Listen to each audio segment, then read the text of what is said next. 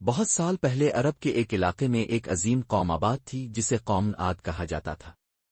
یہ لوگ لمبے قد، مضبوط جسم اور شاندار عمارتوں کے مالک تھے۔ وہ لوگ سرسبز و شاداب وادیوں میں رہتے تھے اور بہت سی نعمتوں سے مالا مال تھے۔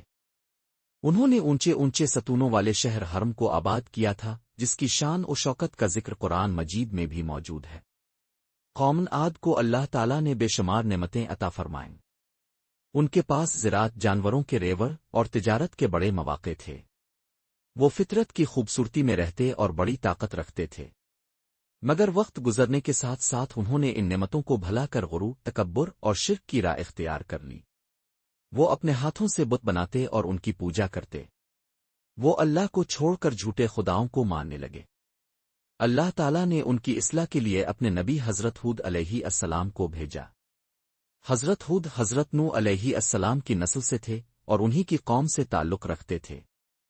انہوں نے اپنی قوم کو اللہ کی توحید کی دعوت دی اور کہا، اے میری قوم، صرف اللہ کی عبادت کرو، اس کے سوا تمہارا کوئی معبود نہیں۔ کیا تم ڈرتے نہیں؟ حضرت ہود علیہ السلام نے دن رات چھپ کر اور علانیہ قوم کو نصیحت کی کہ وہ اللہ کو واحد معبود مانے، تکبر چھوڑی اور عدل و انصاف سے کام لے، مگر قوم عاد نے ان کی بات نہ مانی۔ انہوں نے حضرت ہود کا مذاق اڑایا اور کہا، اے ہود، تم ہم سے کس چیز کا بدلہ چاہتے ہو؟ کیا تم بھی ہمیں بے وقوف بنانے آئے ہو؟ انہوں نے اپنے نبی کو جادوگر، دیوانہ اور جھوٹا کہا۔ ان کے سردار کہتے، ہمیں کوئی عذاب نہیں آئے گا، ہم طاقتور ہیں، ہم اپنی بستیوں کو دوبارہ بنا سکتے ہیں۔ یہ ان کا سب سے بڑا غرور تھا۔ حضرت ہود علیہ السلام نے کہا، میں تمہیں اس عذاب سے ڈراتا ہوں جو تم پر اللہ کی طرف سے آئے گا، اگر تم باز نہ آئے تو اللہ تمہیں ہلاک کر دے گا۔ قوم عاد نے نبی کی بات کو جھٹلایا اور اللہ سے عذاب کا مطالبہ کرنے لگے۔ تب اللہ تعالیٰ نے اپنی قدرت کا ایک مظہر دکھایا۔ پہل کئی دن تک ان کے علاقے میں بارش بند ہو گئی، زمین خشک ہو گئی، کھیت سوکھنے لگے، جانور مرنے لگے، مگر انہوں نے پھر بھی توجہ نہ دی۔ پھر ایک دن آسمان پر ایک سیاہ بادل نمودار ہوا۔ لوگ خوش ہو گئے کہ شاید بارش ہونے والی ہے، مگر حضرت ہود نے کہا، یہ وہ بادل نہیں بلکہ وہ عذاب ہے جس کا وعدہ کیا گیا تھا۔ پھر اللہ تعالیٰ نے ان پر آندھی کا عذاب نازل کیا جو مسلسل 7 راتیں اور 8 دن تک چلی۔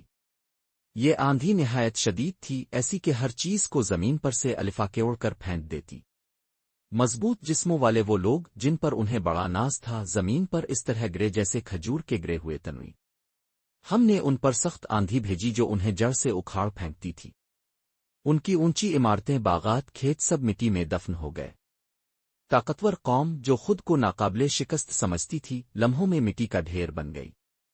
جب آندھی تھمی تو زمین پر صرف بربادی کا منظر تھا، کوئی زیرو باقی نہ بچا سوائے حضرت ہود علیہ السلام اور ان چند مومنین کے جو ان پر ایمان لائے تھے۔ حضرت ہود اور ان کے ماننے والے بچا لیے گئے اور وہ اس علاقے کو چھوڑ کر چلے گئے۔ یہ کہانی ہمیں سکھاتی ہے کہ اللہ کی نافرمانی اور تکبر کا انجام کیا ہوتا ہے۔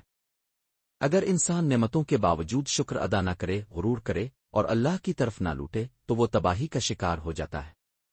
قوم عاد کی داستان ہمیں یاد دلاتی ہے کہ دنیا کی طاقت وقتی ہے، اصل طاقت صرف اللہ کے پاس ہے۔